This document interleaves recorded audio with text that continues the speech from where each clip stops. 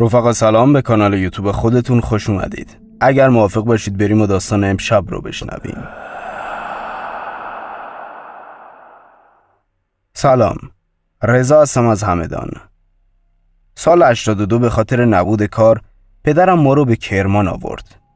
توی یک خونه بزرگ که بیشتر شبیه خرابه بود ساکن شدیم تا پدرم خودشو جمع و جور کنه. کلاً 2 اتاق داشت که یکی مثلا آشپزخونه بود و یکی دیگه هم اتاق. اطراف خونمون باغ‌های انار و نارنج بود. زمانی که ما اونجا ساکن شدیم درختای انار برگی نداشتن. اون موقع من کلاس دوم راهنمایی بودم و به خاطر لهجه‌ام توسط بعضی از بچه‌ها مسخره می‌شدم. البته دوستای خوبی هم پیدا کرده بودم که تحمل غربت رو برام آسون‌تر می‌کردن. بالاخره توی هر کلاسی یه نوخاله‌ای پیدا میشه. مطمئنم که اگر قضیه برعکس هم می بود این اتفاق برای اون بچه می افتاد. بگذریم. مشکل اصلی ما خونه بود. هنوز گازکشی نشده بود و تقریبا هفته‌ای 2 بار برای خرید کپسول گاز راهی محله مجاور می شدیم که 4 کیلومتر از ما فاصله داشت. این در حالی بود که تقریبا تمام خونه‌های محل گازکشی شده بودن. با اینکه حیاط خالی و بزرگی داشتیم اما زیربنای خونه 40 متر هم نمیشد و با 6 تا خواهر و برادر به سختی توی یک اتاق جا می شدیم. مدتی که گذشت داداش کوچیکم که 4 سالش بود دچار بیماری عجیبی شد. شبها که می خوابید یهو با گریه بیدار می شد و روی ساعدش جای زخم دیده می شد. هر بار هم که به دکتر مراجعه می کردیم حرفای متفاوتی می زد. یک بار می گفت کنه به جون بچه افتاده، یه بار می گفت پشه خاکی زدتش و خلاصه درمان قطعی نمیداد. مادرم اصرار داشت که از خونه بلند بشیم، اما پدرم پولی برای جابجایی نداشت. من هم سن زیادی نداشتم که بتونم کاری کنم و کمک خرجش باشم. روز به روز اوضاع برادرم بدتر می شد که یک شب بی محابا از خواب پریدم. در اتاق باز کردم تا قدری هوای تازه داخل بیاد. یهو چشمم به دیوار حیاط افتاد. دیدم یه چیزی مثل سگ سر دیوار نشسته. گاهی باغو نگاه میکرد و گاهی حیاط ما رو. اونقدری عقل داشتم که بدونم سگ توانایی بالا اومدن از دیوار رو نداره. خواستم پدرمو صدا بزنم که مثل بختک پرید توی حیاطمون. عجیب بود که پایین پریدنش با اون جثه هیچ صدایی نداشت. دیدم که اومد سمت اتاقها، اما از یک جایی به بعد محو شد و به خورد تاریکی رفت. آج و واج حیاطو نگاه میکردم که صدای گریه برادرم از آشپزخونه بلند شد. باید بگم که اتاق ما و آشپزخونه هر دو در داشتن. توی آشپزخونه پدر مادرم و 2 تا از بچه‌ها میخوابیدن و توی اتاقم بقیه ما. گریه برادرم به هوا رفت و چراغ‌ها روشن شدن. اینجا به واسطه چراغ تونستم بهتر ببینمش. مثل هوایی بود که چشم و دهن داره. طول حیاط رو طی کرد و وقتی پرید سر دیوار شبیه یک آدم کاملا پشمالو شده بود. دوباره حیاط رو با اون چشمای ترسناکش نگاه کرد و پرید توی باغ. از هول چیزی که دیده بودم خودم رو خیس کردم. خواستم برم دستشویی که در آشپزخونه با شدت باز شد و پدرم با یه نخ سیگار کنج لبش بیرون اومد. قشنگ معلوم بود که اعصاب نداره و دنبال بهونه است. منو که دید گفت رضا اینجا چی کار میکنی؟ مگه تو مدرسه نداری صبح؟ گفتم چرا؟ خواستم برم دستشویی. پدرم سیگار رو روشن کرد و گفت تا من یه قدمی میزنم بیا بیرون. وقتی اومدم برم توی سرویس نگاهش به شلوار خیسم خورد. با عصبانیت گفت ناسلامتی بعد از من تو مرد این خونه ای؟ با این سنت هنوز توی خودت میشاشی؟ خاک بر سر. خواستم حرفی بزنم و از جونور بگم که مادرم سر رسید و اونم 2 تا گنده بارم کرد. در زحمتی بود شب به صبح رسید. روز بعد وقتی از مدرسه اومدم دیدم یکی از زنهای همسایه خونه ماست. یکم خوشحال شدم که همسایه ها با ما ارتباط گرفتن. تا منو دید گفت آقا پسر بیا کمک مرغا رو بیاریم. اصلا نمیدونستم راجع به چی حرف میزنه. حال داداشم خوب نبود و ناراحت بودم. دنبال زن همسایه رفتم. رفت توی خونش. چند تا مرغ و یه دونه خروس انداخت توی 2 تا ساک پلاستیکی و گفت بیا اینا رو ببریم توی حیاطتون. با تعجب گفتم مال ماست؟ زن همسایه خندید و گفت نه بابا، ولی چون ما جا نداریم از مادرت اجازه گرفتم که توی خونه شما باشن، ولی تخمشون مال خودتونه. بردیم مرغا رو توی حیاط ول کردیم. شب که شد و خوابیدیم یه صدایی بیدارم کرد. دویدم پای پنجره تا دوباره اون موجود رو ببینم و به خودم اما فقط صدای مرغ و خروس ها می اومد. هرچه منتظر شدم صدای گریه داداشم به هوا نرفت. منم رفتم خوابیدم. به مدت 1 هفته هر شب صدای مرغا به هوا می رفت. انگار جونوری می پرید به جونشون. یک شب اینقدر صداشون بلند شد که پدرم از آشپزخونه بیرون اومد. من هم توی جام چشم باز کرده بودم. چند دقیقه گذشت. صدای زبون بسته ها قطع شده بود اما پدرم برنگشت. یکم نگران شدم و رفتم پای پنجره. حیاط خیلی تاریک بود اون شب. در اتاقو باز کردم و رفتم بیرون. پدرمو صدا زدم. جوابی شنیده نشد. یکم رفتم جلو که صدای نفسهای شخصی به گوشم خورد. فهمیدم حال پدرم بد شده. دویدم سمتش. دیدم بنده خدا به دیوار آجری تکیه زده و دستش روی سینه‌اش گذاشته. با وحشت گفتم چی شده بابا؟ لابلای نفسهای تندش گفت کمک کن پاشم. با بدبختی آوردمش تا دم اتاقا. روی زیلو ولو شد. زیلویی که بین آشپزخونه و اتاق پهن شده بود. رفتم مادرمو صدا زدم. وقتی پدرمو دید 2 دستی زد توی سر خودش و گفت دلم خوش بود علی خوب شده، حالا این یاتاقان زد.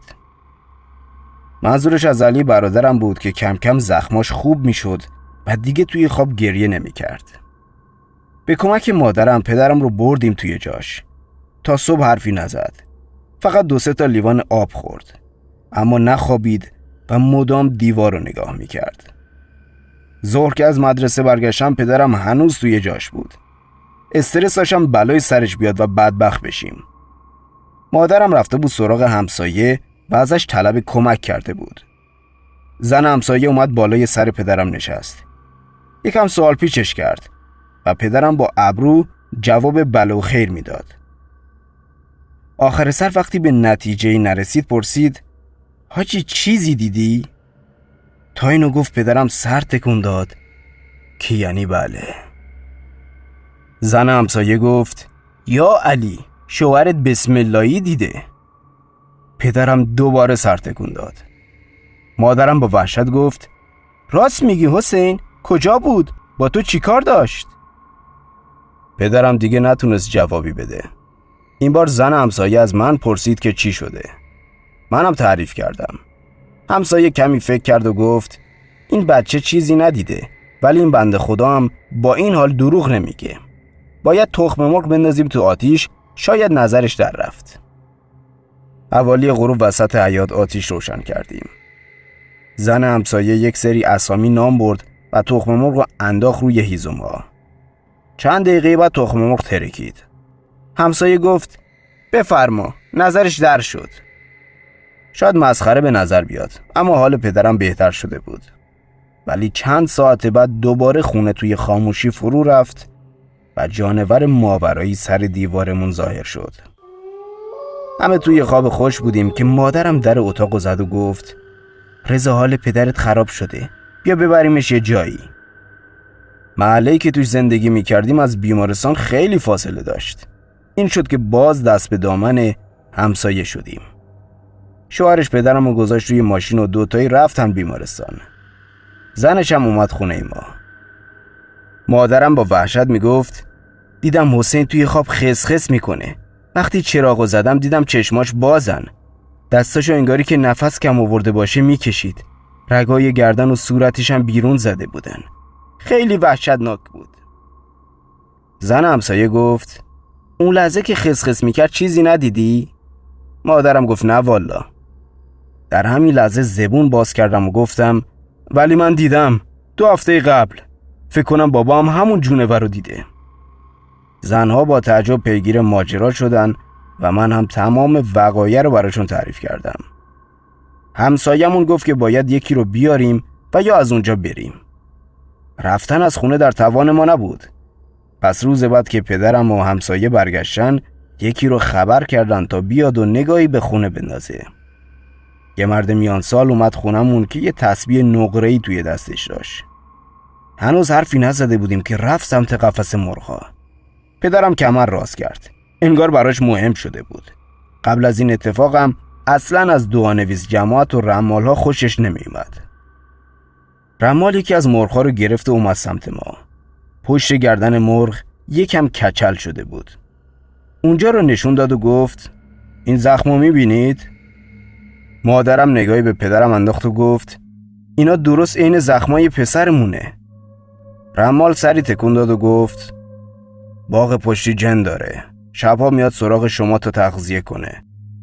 زن همسایه چند تا بسم الله کرد و گفت این مرغ که سالمه، از چی تغذیه کرده بیشرف؟ رمال گفت از خون. از جنه یا از میوه تغذیه میکنن، یا از خون تازه، یا از بو و انرژی انسان. این یکی از خون و زخم تازه ارتزاق میکنه.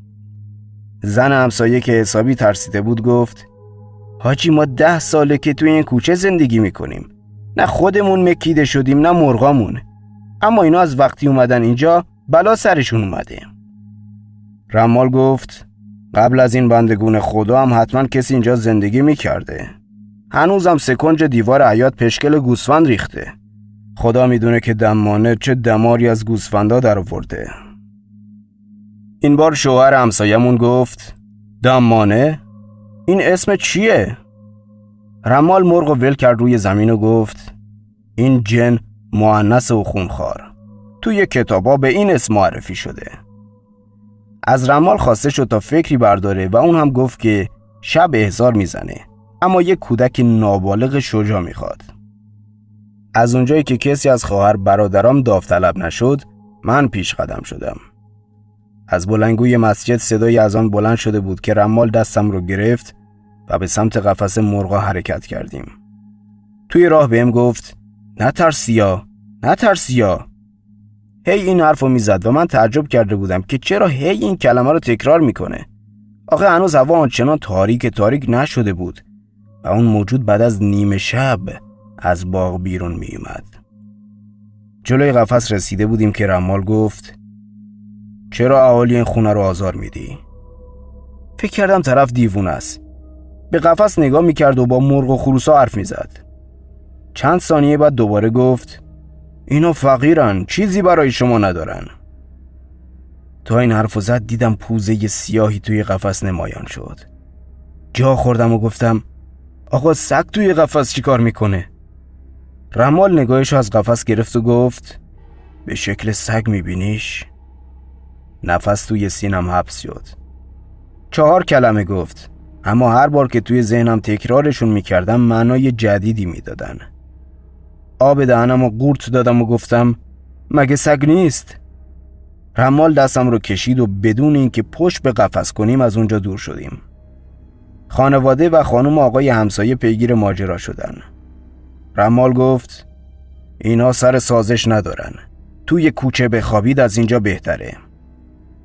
پدرم همچنان حرف نمیزد، اما از نگاهش میشد فهمید که مخالف رفتن از خونه است. خب گفتن ساده بود، اما واقعا نمیشد که 4 دیواری رو ول کرد و توی کوچه زندگی کرد.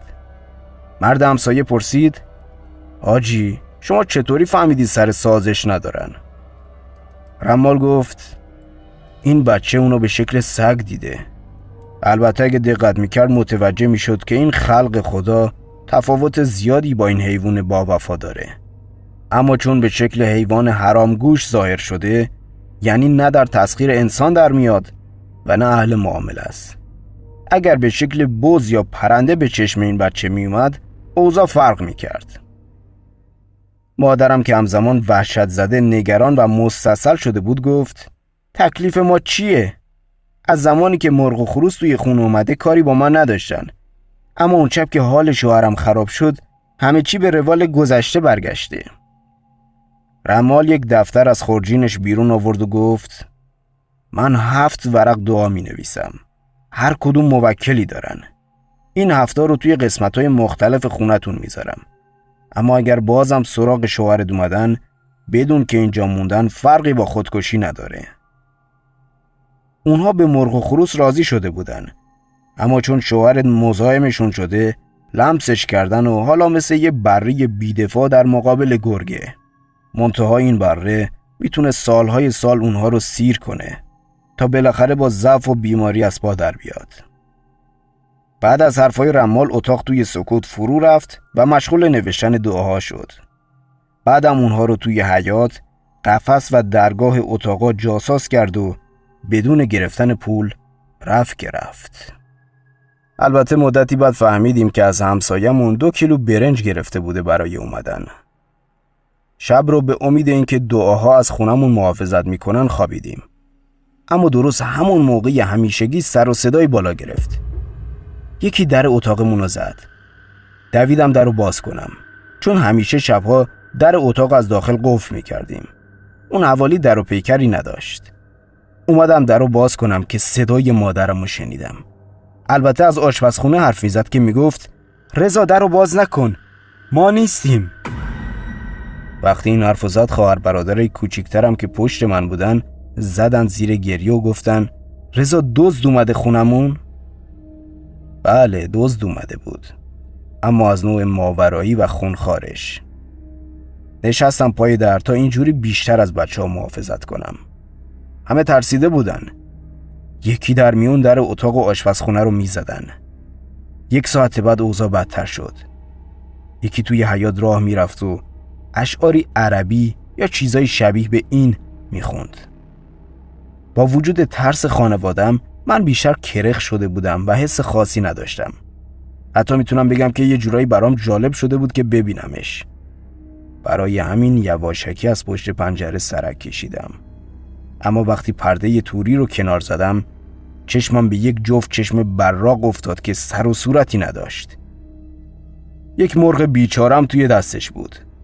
تا این صحنه رو دیدم عقب رفتم و افتادم روی تشکم. بعدم دیگه چیزی حالیم نشد. وقتی بیدار شدم صبح شده بود و صدای زن همسایه می اومد. میگفت فدای سرتون، خودمون خواستیم. اصلا کسی سراغ من نیومده بود. از اتاق زدم بیرون.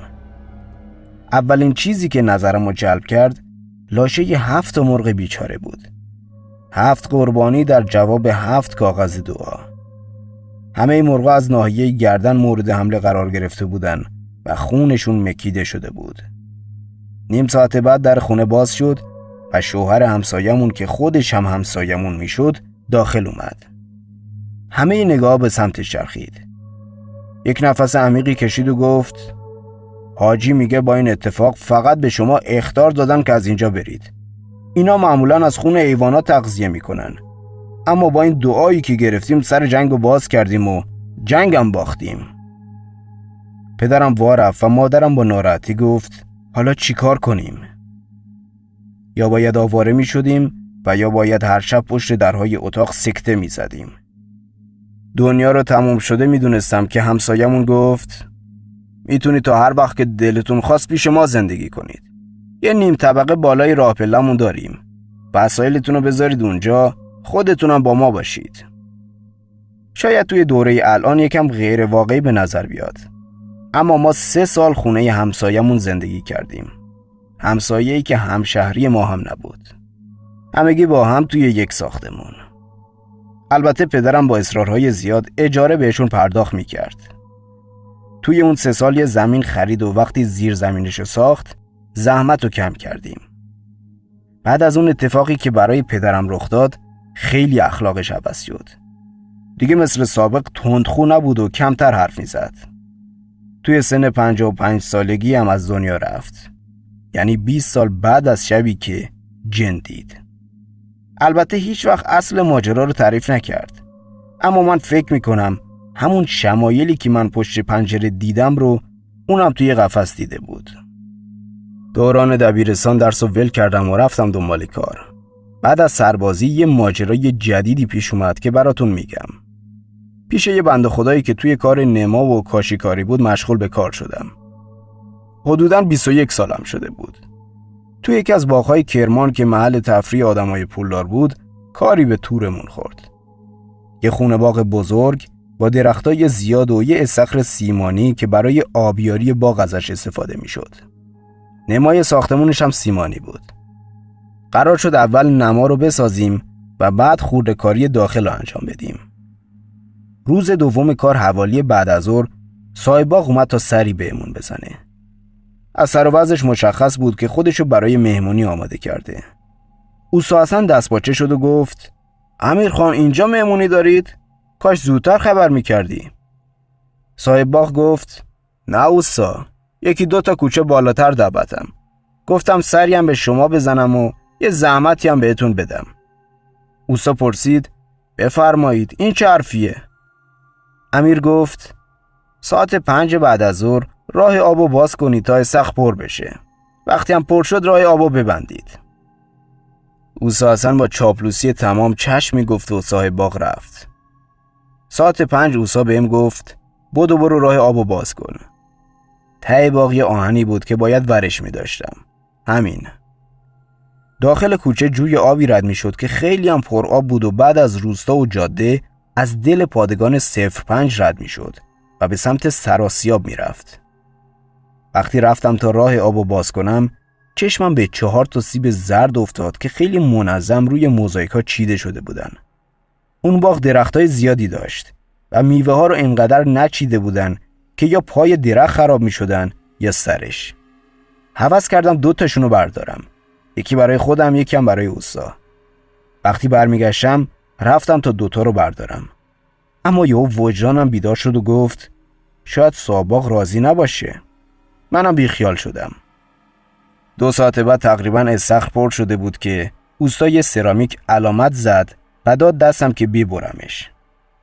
رو به استخر و پشت به ساختمون نشستم تا سرامیک رو کوتاه کنم. ناگهان دیدم یه چیزی روی آب شناور شده. یه چیزی مثل یه کله با موهای بلند و سیاه. سر که بالا آوردم دیدم واقعا یه کله پرموه.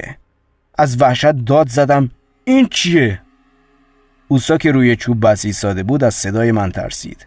پاش به چوبی گیر کرد و افتاد کف حیاط. البته فاصله زیادی نداشت، اما حسابی دردش گرفت.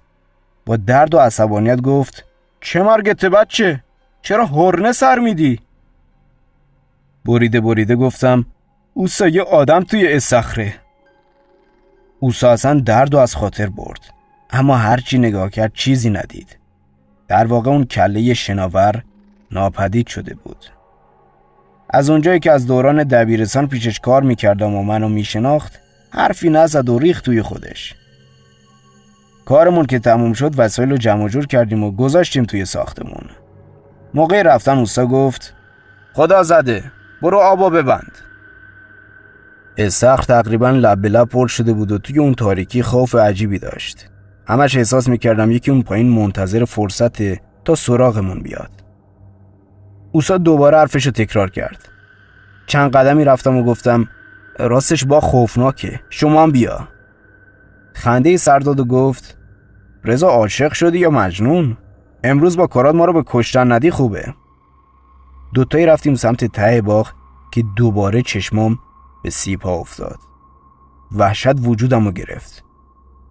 اوستا خودش راه آبو بست و وقتی برمیگشت منو توی اون حال دید و گفت: سیب میخوای؟ خب بردار، اجازهشو گرفتم. یعنی خود امیرخان گفت هرچی خواستید بخورید. از بین 4 تا سیبی که روی زمین دیده بودم 2 تاش به طرز عجیب و مشکوکی پوسیده بود. اوستا 2 تای سالمو برداشت و گفت: عجیبه، اینا کنار هم بودن ولی این 2 تا سالمن، این 2 تا پلاسیده. من کنان گفتم: اوستا 2 ساعت پیش که میرفتم راه آبو باز کنم هر 4 تاشون سالم بود. انگار 1 ماه گذشته که خراب شدن. اوستا حسن گازی از سیب زد و گفت: نه، تو عاشقی. جدیم نگرفت. خلاصه اون شب از باغ رفتیم و چقدر اون سیب‌ها خوشمزه بودن. روز بعد که پا به باغ گذاشتیم ماجرای اصلی ما شروع شد. بعد از اذان ظهر مدام احساس می‌کردم یه سگ 2 پا پشت سرم ایستاده و منو بو میکشه. آخه دقیقاً چنین صدایی میشنیدم. حالم یه جوری شده بود و اصلاً انرژی نداشتم. تا اینکه اوستا حسن صدام زد و گفت: بیا روی چوب بست دوغاب بریز. وقتی رفتم بالا و مشغول کارم شدم، یکی از باغ بیرون زد و به سمت ما اومد. چرخیدم و دیدم امیر صاحب باغه، اما خیلی عجیب و غریب لباس پوشیده بود. نه خبری از شلوار لی بود نه موهای ژل زده. یه شلوار کردی و یه پیراهن کثیف کهنه به تن داشت. سلام کردم. او اساساً چرخید سمت من. یکم نگاهم کرد و دوباره مشغول کارش شد. منم چیزی نگفتم که امیرخان اومده. علاوه بر لباساش یک چیز دیگه هم نظرمو جلب کرد. امیر یه بیل چوبی توی دستاش داشت. بیلی که انگار از کنده یک درخت تراشیده بودنش و اصلا قسمت فلزی نداشت. بالاخره بعد از چند دقیقه وقتی برای پر کردن سطل دوغا پایین رفتم، اوسا چرخید و امیر رو دید. امیر حرفی نزده بود و فقط ما رو نگاه میکرد. اوسا اصلا با دیدن امیر خندید و گفت امیر خان این چه سر و وضعیه؟ ببخشید من اصلا متوجه اومدن شما نشدم. این بچم که لاله. راستی کو ماشینت؟ امیر گفت اومدم آبیاری و رفت سمت باغ. اوسا که دوباره رگ چاپلوسیش گل کرده بود گفت بدو قامه استخر رو بکش. یه تنابی از استخر بیرون اومده بود. اونقدر زور زدم تا راه آب باز شد. تا غروب صدای پا از داخل باغ می اومد و ما هم توجهی به اطرافمون نداشتیم، تا اینکه وقتی وسایلمون رو جمع می کردیم در باغ باز شد. دوباره امیر به سمت ما اومد. هم اون تعجب کرد هم ما. لباساش دوباره مثل سابق ژیگولی شده بودن. دستاشو به نشونه این چه وضعیه باز کرد و گفت آب استخر رو کی وا کرده؟ تا کوچه رو آب برداشته؟ اوسا حسن که با دیدن ظاهر جدید امیر تعجب کرده بود پرسید شما برادر یا پسرعمو شبیه خودت نداری؟ امیر که انتظار این سوالو نداشت گفت منظور چیه؟ چقدر شبیه؟ اوسا گفت عین خودت. امیر گفت نه اوسا چی شده مگه؟ اوسا نگاه معنیداری به من انداخت و عوض گفتن اصل قضیه کشیدن آب استخر رو گردن گرفت. مثل اینکه وقتی بند اول پر شده بود سر رفته بود و آب ریخته بود توی کوچه. امیر چیز خاصی نگفت و با ناراحتی از باغ رفت. اوسا حسن مدام بسم الله میگفت و از باغ زدیم بیرون. توی راه خونه بهم گفت انگار واقعا یه چیزایی دیده بودی. فردا کارو جمع میکنیم. فقط 2 ردیف مونده و یه پله که توی آشپزخونه است. یادت باشه به امیر چیزی نگی که باغ دلشو نزنه و پول ما رو یادش نره. گفتم چشم. روز بعد با بدبختی کار نما رو تموم کردیم. خواستیم نیم ساعتی روی پشت بوم استراحت کنیم، اما هر دوی ما مثل خرس خواب رفتیم. ساعتی بعد یهو از خواب پریدم. دیدم یه گربه روی سینه اوسا نشسته و ای بو میکنتش. تا پیخش کردم حسن بیدار شد و گفت بختک به جونم افتاده بود رضا، زود باش که دیر شد. رفتیم پایین. کلن یه ردیف پله بود که آشپزخونه رو از پذیرایی جدا میکرد. رفتم بیرون سیمان درست کنم که پذیرایی رو کثیف نکنم. ناگهان فیوز پرید و تمام چراغای داخل ساختمون خاموش شدن. همزمان صدایی از داخل ساختمون به هوا رفت. انگار چند تا گربه به جون هم افتاده بودن. تیرکش دویدم داخل و با صحنه وحشتناکی مواجه شدم. اوسا حسن به حالت سجده سر گذاشته بود روی پله و موجودی شبیه مترسک روی پشتش سوار شده بود و چنگش میزد. از هوش نرفتم خدا رو شکر، اما وقتی میخواستم برم جلو انگار که دور اون موجود حاله‌ای وجود داشته باشه، از یه حدی نمیتونستم جلوتر برم. درست مثل 2 قطب همنام آهنربا بودیم. آخر سر به مغزم رسید که برم و فیوزو بزنم. تا چراغا روشن شد صدا هم قطع شد. وقتی رفتم داخل دیدم اوسا حسن ول شده روی زمین. هراسون رفتم سراغش. فکر میکنید اون لحظه چی بهم گفت؟ رضا جان، این یه تیکرم خودت بزن که امیر برای تسویه بهونه‌ای نداشته باشه. بنده خدا اینقدر غم نون داشت که جن روی کولشو از یاد برده بود. منم کارو تموم کردم و از باغ زدیم بیرون. 1 هفته شد اما خبری از اوسا نه. رفتم در خونشون. زنش گفت اتفاقا الان داشتیم میرفتیم پیش ملا. تو هم بیا، شاید مشکلی داشته باشی. ستایی رفتیم خونه یه بنده خدایی. البته این با رمالی که سالها پیش اومده بود خونمون خیلی فرق داشت. نه احضار میزد، نه اطلاعاتی داشت. فقط سوال میپرسید. آخر سر گفت عجیبه که این جونورا صاحب باغ راحت گذاشتن ولی به جون شما افتادن. شما مطمئنید که توی اون باغ ضرری نزدید؟ اوستا حسن گفت بله مطمئنیم.